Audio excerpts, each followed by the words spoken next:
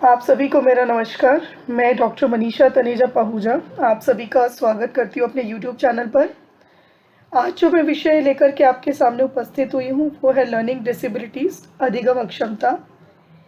ये ऐसा टॉपिक है जिसमें से जो टेट एग्ज़ाम्स हैं, चाहे सी टेट है, चाहे आर टेट है, चाहे यूपी टेट है, एच टेट है, इसमें से प्रश्न पूछे जाते हैं और बहुत ही कुछ स्पेसिफिक टर्म्स हैं जिसको लेकर के ये प्रश्नों में कन्फ्यूजन हो जाती है।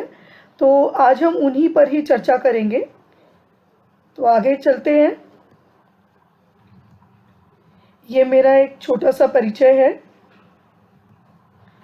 सबसे पहले बात करते हैं डिसलेक्सिया की। डिसलेक्सिया आप ये पिक्चर देख पा रहे होंगे स्क्रीन पर। इसमें ये जो पिक्चर है इसमें आप देखेंगे कि कुछ जो यहाँ पे जो शब्द लिखा है या जो और शब्द हैं वो कुछ ओवरलैप से या कुछ क्लियर से दिखाई नहीं दे रहे, कुछ उल्टे भी दिखाई दे रहे हैं। बिल्कुल ऐसी ही समस्या होती है, रीडिंग रिलेटेड प्रॉब्लम होती है डिसलेक्सिया। जो बच्चे फेस करते हैं उनको इस तरह से कुछ दिखाई देता है तो वो कंसंट्रेट नहीं कर पाते हैं। तो डिसलेक्सिया एक तरह की रीडिंग रिलेटेड प्रॉब्लम है, पढ़ने से संबंधित ये समस्या बच्चों में पाई जाती है। इसी से संबंधित एलेक्सिया है। एलेक्सिया भी रीडिंग रिलेटेड प्रॉब्लम ही है, लेकिन ये तब आती है जब ब्रेन में कुछ डैमेज होता है तो उसके रिजल्ट से एलेक्सिया बीमारी हो जाती है। लेकिन ये दोनों ही चीज़ें रीडिंग से ही रिलेटेड हैं, यानी पढ़ने से संबंधित जो समस्या है वो डिसलेक्सिया हो सकती है और एलेक्सिया हो सकती है। आगे चलते हैं। डिस्ग्राफिया। अभी हमने जो बात की थी कि पढ़ने से रिलेटेड जो प्रॉब्लम्स आ रही हैं, आप देख रहे थे, आपने जो स्लाइड थी उसमें देखा था कि किस तरह से अक्षर आगे पीछे उल्टे सीधे नज़र आते हैं। तो अब ग्राफिया जो है वो लिखने से रिलेटेड है। तो वहाँ पर क्या होता है कि जो कुछ भी सामने हमें दे रखा है कि हमें उसे एज इट इज़ लिखना है, तो वहाँ पर भी वो उसको ठीक से आइडेंटिफाई नहीं कर पाता है और उसको गलत लिख जाता है। जैसे कि आप इस पिक्चर में देख पा रहे होंगे कि यहाँ पर कुछ ऐसी चीज़ें, ऐसे वर्ड्स दे रखे जिनको फॉलो करना है और वो बच्चा जो है वो फॉलो करने में, जो उसकी राइटिंग आप देख पा रहे हैं, वो ठीक से फॉलो भी नहीं कर पा रहा है। जैसे द है तो द में भी THE है तो TEH लिख रहा है उसको, वो वॉज को सॉ लिख रहा है। बर्ड में BIRD बर्ड है तो BRID ब्रेड लिख रहा है। तो यहाँ पर ये एक दूसरे से मिलती जुलती हैं। डिसलेक्सिया अगर हमारी रीडिंग रिलेटेड प्रॉब्लम है तो डिस्ग्राफिया हमारी राइटिंग रिलेटेड प्रॉब्लम है। लिखने से संबंधित समस्या को डिस्ग्राफिया कहा जाता है। फिर उसके बाद बात करते हैं डिसकैलकुलिया, या इसे नमलेक्सिया भी कहा गया है। कैलकुलिया, कैलकुलिया से आप समझ लीजिए कैलकुलेशन से रिलेटेड है। तो कैलकुलेशन रिलेटेड जो भी प्रॉब्लम्स आती हैं बच्चों को, वो डिसकैलकुलिया के अंतर्गत होती हैं। उस बीमारी का नाम डिसकैलकुलिया है या नमलेक्सिया भी कहा जाता है। नमलेक्सिया नंबर से रिलेटेड है, नंबर कैलकुलेशन से रिलेटेड है, तो आप इसे यहाँ पे रिलेट कर सकते हैं। तो गणना संबंधी जो समस्याएं होती हैं उनसे डिसकैलकुलिया या नमलेक्सिया कहा गया है। फिर इसके बाद आता है डिसमॉर्फिया। यहाँ पिक्चर में आप देख रहे हैं कि जैसे एक पिक्चर में आप देख रहे हैं कि एक जैसे ये जो ब्लू वाला इमेज बना हुआ है उसके सामने जो अपना इमेज देख पा रहा है वो दोनों बिल्कुल डिफरेंट है। एक बहुत पतला सा तो एक बहुत मोटा सा दिख रहा है। और दूसरी में ही आप देख रहे हैं कि एक व्यक्ति अपने आप को इमेज में देख रहा है या शीशे में देख रहा है, तो वहाँ पर उसे कुछ और ही दिखाई दे रहा है। तो इज़ दिस मी, वो अपने आप से पूछ रहा है। दरअसल इस प्रॉब्लम में क्या होता है डिसमॉर्फिया में, कि हमारे बॉडी पार्ट्स को लेकर के हमारे बारे में हमें कन्फ्यूजन होती है। जैसे कोई पतला है तो उसे कहीं से ऐसे लगने लगेगा अरे मैं तो मोटा हो गया हूँ, तो ये तो मेरे बॉडी पार्ट्स अजीब से दिखाई दे रहे हैं या मेरा फेस अजीब सा दिखाई दे रहा है। तो जो कन्फ्यूजन होती है, जो भ्रम की स्थिति होती है अपने शारीरिक अंगों को लेकर के, उसे डिसमॉर्फिया कहा गया है। फिर उसके बाद आता है डिस्थेमिया। डिस्थेमिया जो है वो स्ट्रेस से रिलेटेड प्रॉब्लम है, यानी जहाँ पर हमें स्ट्रेस होता है, हम चिंता करते हैं, एक तरीके से हमारे ऊपर एक प्रेशर सा होता है, हम स्ट्रेस में जी रहे हैं, उससे संबंधित जो समस्या है वो डिस्थीमिया की समस्या है, क्योंकि जब डिस्थीमिया होता है हम सैड भी होते हैं, डिप्रेस्ड भी होते हैं, तो स्ट्रेस से रिलेटेड जो भी हमारी प्रॉब्लम्स है वो डिस्थीमिया के अंतर्गत आती हैं। फिर स्पीच डिसऑर्डर्स में 2-3 ये जो टर्म्स हैं ये आपको सुनाई पड़ते होंगे, अफेजिया, डायसार्थ्रिया और एप्रेक्सिया। ये जो तीनों टर्म्स हैं, ये तीनों ही टर्म्स हम देखते हैं कि स्पीच डिसऑर्डर से रिलेटेड हैं। पहले यहाँ पे हम बात करते हैं अफेजिया की। अफेजिया एक तरीके से लॉस ऑफ लैंग्वेज एबिलिटी है, यानी भाषा योग्यता की हानि इसमें होती है।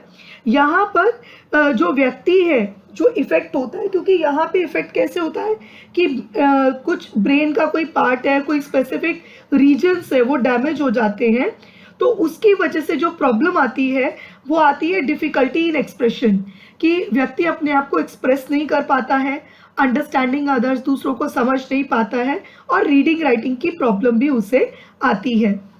फिर हम बात करते हैं अप्रेक्सिया की। अप्रेक्सिया जो है वो मोटर स्पीच डिसऑर्डर है। मोटर स्पीच डिसऑर्डर या हम इसे इस तरह से कह सकते हैं कि यहाँ पे क्या होता है कि डिफ़िकल्टी होती है, जैसे हम कोई भी कुछ भी बोलना चाहते हैं, तो हम जो भी वर्ड बोलना चाहते हैं तो हमारी जो मसल है उसको करेक्ट प्रोनाउंस करने के लिए उसे प्लान करना पड़ता है। तो यहाँ पर डिफ़िकल्टी इसी में आती है कि वो करेक्ट मसल मूवमेंट को स्पीच के लिए प्लान नहीं कर पाता है। जैसे टोमेटो बोलना है तो टोमेटो की जगह मोटैटो बोल जाता है वो, या टोटैमो बोल जाएगा। तो ये जो अप्रेक्सिया है ये बेसिकली मस्तिष्क में जब सेरेब्रम में कोई क्षति हो जाती है तो उसके कारण होता है। फिर हम बात करते हैं डायसार्थ्रिया की। ये डायसार्थ्रिया एक तरीके से जो मोटर स्पीच डिसऑर्डर्स है, एक समूह के रूप में, group of motor speech disorders है, बहुत सारी मोटर स्पीच डिसऑर्डर्स इसमें हैं।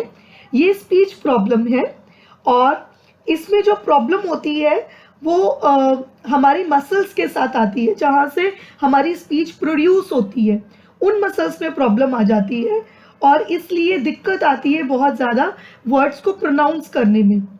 तो यहाँ पर क्या महसूस करता है व्यक्ति, वीकनेस महसूस करता है, स्लोनेस महसूस करता है, धीरे कमज़ोरी महसूस करेगा, धीरे धीरे बोलेगा, और उसका पुअर कोऑर्डिनेशन होता है स्पीच मसल्स में।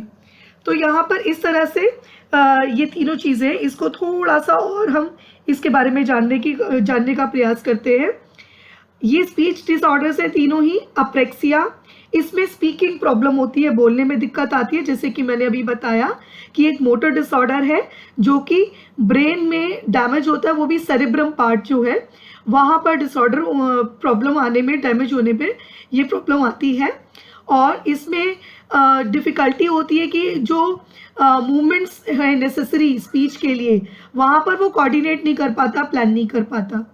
एफेजिया एक लैंग्वेज प्रॉब्लम है, जैसे मैंने अभी बात की थी कि इसमें लॉस ऑफ लैंग्वेज एबिलिटी होता है, और ये भी ब्रेन डैमेज से ही होता है। और इसमें क्या होता है, इसमें कोई भी व्यक्ति जो है वो अपने आप को एक्सप्रेस नहीं कर पाता, जैसे मैंने अभी बताया था, और ब्रेन के कुछ स्पेसिफिक रीजन्स में डैमेज होने की वजह से। और डायसार्थ्रिया है, स्पीच प्रॉब्लम बेसिकली ये है, और जैसे मैंने अभी इसमें कहा कि group of motor speech disorders है ये, और ये ऐसी कंडीशन है जहाँ पर प्रॉब्लम आती है उन मसल्स में जिनसे कि स्पीच प्रोड्यूस होती है, और जिनकी मदद से हमें प्रोनाउंस करने होते हैं वर्ड्स, लेकिन वहीं पे हमें डिफ़िकल्टी होती है। तो फ्रेंड्स, ये जो टर्म्स थे अभी मैंने जो आपके साथ डिस्कस किए हैं, ये सीटेट हो, एचटेट हो, कोई भी टेट हो, उसमें ये एग्ज़ाम में पूछे जाते हैं। 1-2 प्रश्न तो इसमें से आ ही जाते हैं। अगर आप पिक्चर्स के माध्यम से इनको समझ पाएंगे तो आप इसे अच्छे से अपने मस्तिष्क में बिठा पाएंगे, और मैं उम्मीद करती हूँ कि आप कोई गलती नहीं कर पाएंगे और वो मार्क्स भी आपको मिल जाएंगे। अगर आपको मेरा ये वीडियो अच्छा लगा हो तो इसे लाइक शेयर ज़रूर करें, और अगर आपने अभी तक मेरे चैनल को सब्सक्राइब नहीं किया है तो कृपया इसे सब्सक्राइब भी कर लें, ताकि आपको आने वाले और भी वीडियोज़ के नोटिफिकेशन मिलते रहें। और साथ ही मैं आपको ये कहना चाहूँगी कि अगर आप चाहते हैं किसी टॉपिक पर कोई वीडियो चाहते हैं तो आप उस टॉपिक को कमेंट बॉक्स में लिख दें, ताकि आगे आने वाले समय में मैं वही वीडियोस आपको बना करके अपने चैनल पर दे सकूं, ताकि वो वीडियोस आपके काम आ सके। आपने अपना कीमती समय हमें दिया, इसके लिए आपका बहुत बहुत धन्यवाद। नमस्कार।